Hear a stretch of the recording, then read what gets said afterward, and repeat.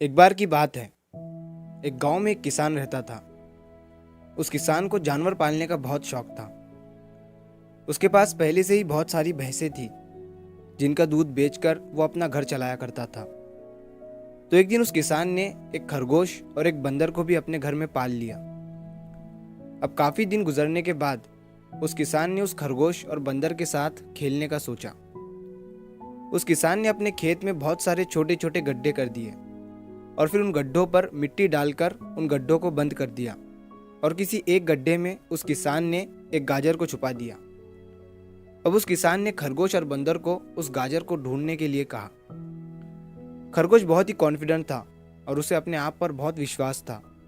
उसने एक एक गड्ढे को खोदना शुरू किया और गाजर ढूंढने लगा। लेकिन बंदर जो था वो बहुत ही नेगेटिव और आलसी था।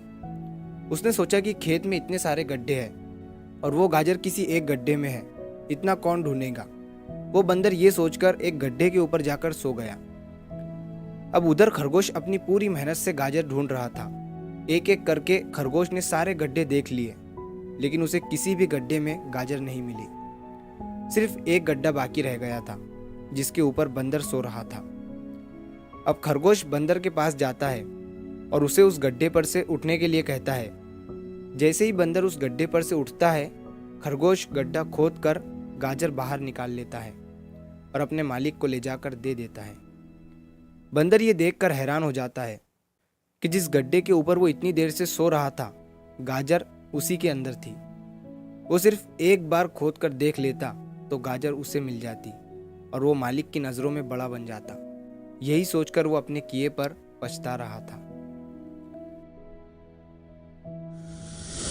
दोस्तों, इस कहानी से हमें 3 बहुत बड़ी सीखें मिलती है।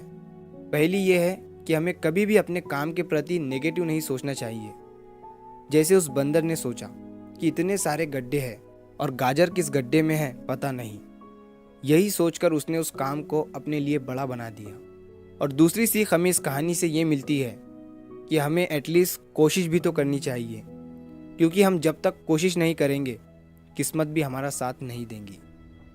अगर वो बंदर जिस गड्ढे पर सोया हुआ था वहां से ही गाजर को ढूंढना शुरू करता तो उसे गाजर मिल जाती, लेकिन उसने कोशिश ही नहीं किया।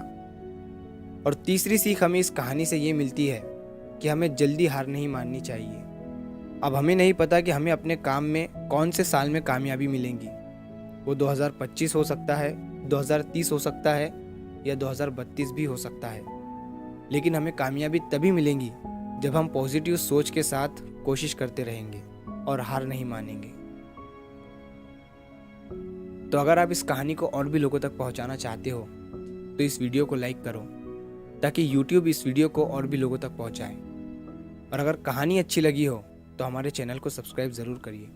मिलता हूं मैं अगली बार इसी तरह की कहानी के साथ। तो सब्र करो, शुक्र करो और ज़िंदगी में आगे बढ़ो।